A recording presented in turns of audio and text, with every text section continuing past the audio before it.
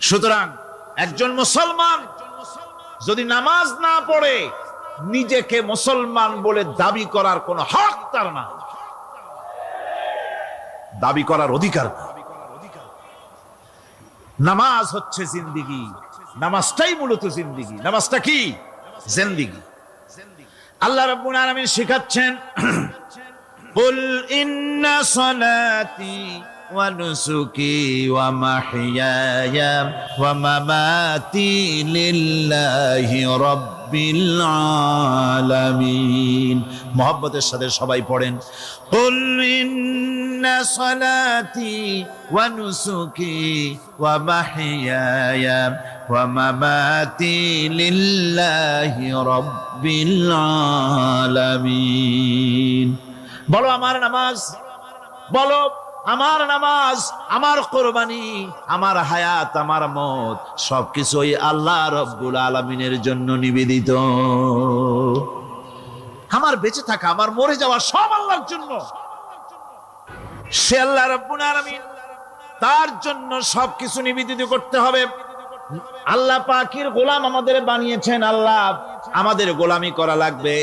আর গোলামির নমুনা যাকাত দিয়া, হজ দিয়া, দাম দিয়া, সদকা দিয়া, কোন জিনিস দিয়ে নামাজের মতো গোলামির উৎকৃষ্ট প্রমাণ বা নমুনা আর কিছুতে নাই।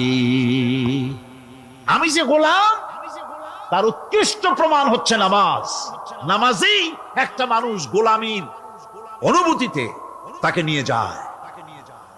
বাদশাহ হোক, মন্ত্রী হোক, পীর হোক, মওলানা হোক, মুহাদ্দিস হোক, বড় লোক হোক, গরিব হোক, পুরুষ হোক, নারী হোক, যাই হোক, নামাজে দাঁড়াইলো, একেবারে কান্দারে ধরিয়া, কানের কাছে হাত দিয়া, হাত দুইটা বাঁধিয়া মাথা নিচের দিকে দিয়ে দাঁড়ায় গেল। কিসের মতো?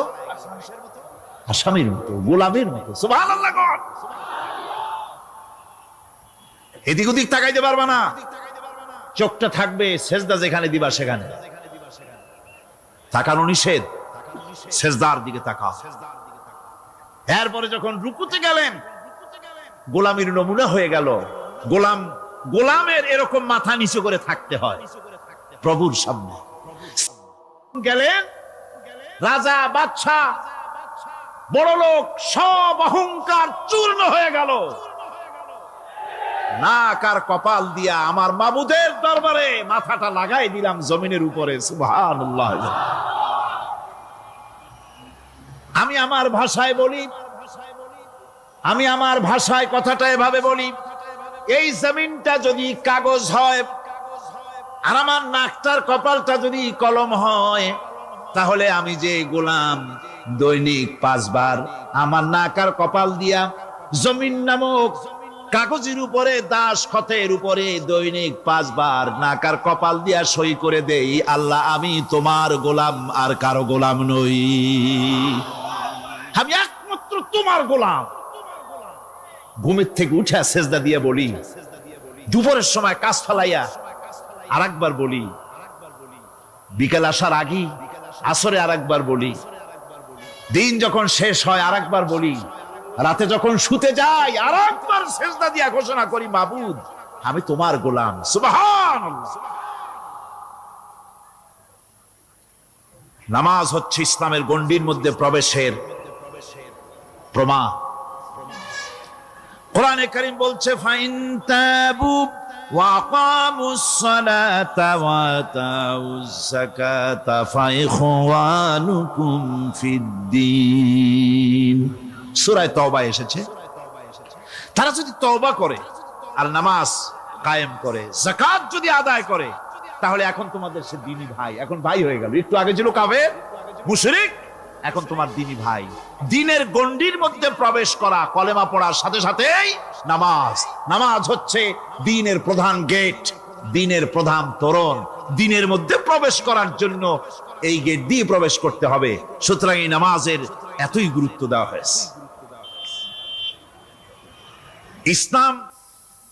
ইসলাম যদি ক্ষমতায় আসে, আল্লাহ যেন এনে দেন, জোরে কোন আমিন। ইসলাম যদি ক্ষমতায় এসে যায়, রব্বুল আলামিন তাফসীরের মাহফিল, কোরআন সামনে নিয়া আশা করে তোমার দরবারে দোয়া করি, এই বিশাল জনসমুদ্রের দোয়া কবুল করো মাবুদ গো, এই বাংলাদেশকে ইসলামের দেশ বানাইয়া দাও। দেশটা যদি ইসলামের হয়ে যায়, আইন যদি আল্লাহর হয়, শাসন যদি সৎ লোকেরা করে, রব্বুল আলামিন কোরআন শরীফে বলেন, তাহলে তারা 4টা কাজ করবে। আল্লাযীনা মাক্কান্নাহুম ফিল আরদ আকামুস সালাতা ওয়া আতাউজ যাকাত ওয়া আমারু বিল মা'রুফি ওয়া নাহাউ আনিল মুনকার। মুমিনেরা ক্ষমতায় এসে প্রথম যে কাজটা করবে, প্রথমে ক্ষমতায় এসেই নামাজ বাধ্যতামূলক করবে। প্রথম কি? ওয়াজ নসিহতে অনুরোধ করা হবে না, বাবাজিরা আল্লাহর রাস্তায় নামাজটা পড়ে না। রেডিও এবং টেলিভিশনের মাধ্যমে রাষ্ট্রপ্রধান অর্ডার করে দিবেন, যারা আকেল বালিগ সকলের জন্য নামাজ বাধ্যতামূলক, নামাজ পড়তেই হবে। এটা অর্ডার। বেলা যখন 1টা বেজে যাবে, বেলা যখন 1টা বাজবে, সমস্ত মসজিদে আজান শুরু হয়ে যাবে। আজানের সাথে সাথে অফিস, আদালত, কল কারখানা, ক্ষেত খামার, শিক্ষাঙ্গন সব ডেডলক হয়ে যাবে। আধা ঘন্টার জন্য বন্ধ হয়ে যাবে। যারা মুসলমান অফিসে, কলেজে, ইউনিভার্সিটিতে, সর্বত্র তারা নামাজের জন্য প্রস্তুতি নেবেন। আধা ঘন্টার ভিতরে নামাজ আর খানা সেরে আবার কলেজ চলবে, বিশ্ববিদ্যালয় চলবে, কল চলবে, কারখানা চলবে, ক্যান্টনমেন্ট চলবে, সেক্রেটারিয়েট চলবে, সব আপন গতিতে চলতে থাকবে। আল্লাহর রহমত, বরকত আকাশ ফেরে নাজিল হয়ে যাবে। আর এই অর্ডার যে দেওয়া হবে, নামাজ পড়বেন সেখানে।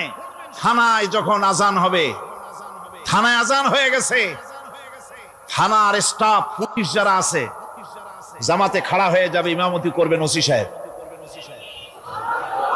এসপির অফিসে এসপি সাহেব ইমামতি করবেন, ডিসি সাহেব তার অফিসে ইমামতি করবেন, মন্ত্রী সেক্রেটারিয়েট ইমামতি করবেন, প্রেসিডেন্ট বঙ্গভবন ইমামতি করবেন, বিশ্ববিদ্যালয়ের ভাইস চ্যান্সেলরের ইমামতিতে সে জায়গার মুসলমান ছাত্র ছাত্রী, শিক্ষক শিক্ষয়িত্রী এক জামাতে নামাজ আদায় করবে।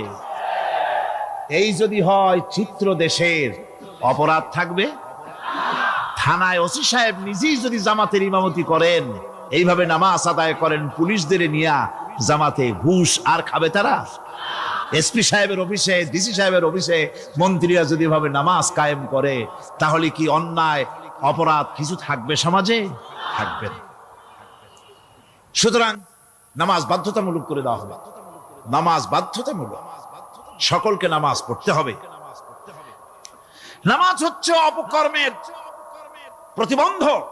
নামাজ পড়লে অন্যায় কাজ থেকে বাঁচার পর, অন্যায় থেকে বাঁচাই কিসে? নামাজ।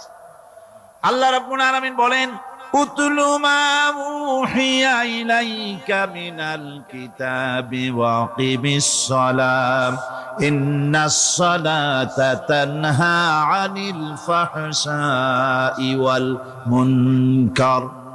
হে নবী, এই কিতাব তেলাওয়াত করো, যা তোমার প্রতি অবতীর্ণ করা হয়েছে, এই কিতাব তেলাওয়াত করো আর নামাজকে প্রতিষ্ঠা করো। নিঃসন্দেহে নামাজ মানুষকে পাপাচার থেকে বাঁচায়া দেয়।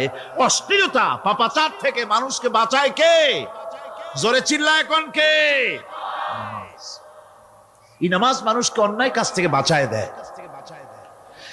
নামাজ যে মানুষকে অন্যায় কাজ থেকে বাঁচায়, কেমনে বাঁচায়? আমরা যে নামাজ পড়ি, এই নামাজে তো আমাদেরকে অন্যায় কাজ থেকে বাঁচাইতে পারে না। নামাজি বহুত মানুষ আছে অন্যায় করে, করে কিনা? কোন না করে না? করে। নামাজি অথচ অন্যায় করে। আর আল্লাহ বলছেন নামাজিকে, নামাজ তাকে অশ্লীলতা থেকে ফিরায়। তাহলে কথা কারটা ঠিক? আল্লাহটা। জোরে বলেন, কারটা ঠিক? অবশ্যই আমার আল্লাহর কথা হক। আমি ভুল করতেছি, আমি যেন কোথাও ভুল করতেছি, সামথিং ইজ রং, কোথাও যেন আমরা ভুল করে বসতেছি, সেই ভুলটা কি আমরা আবিষ্কার করতে চেষ্টা করবো ইনশাআল্লাহ। প্রথম যে কথাটা সেটা হচ্ছে যে আমরা যা নামাজে পড়ি আমরা তা বুঝি না। কথা ঠিক কিনা? আমি যদি এখন প্রশ্ন করি সামি আল্লাহু লিমান হামিদা অর্থ কি কোন, ফার্স্ট ডিভিশনে কয়েকটা লেটার নিয়ে ফেল করবেন এরকম লোক আছেন না নাই?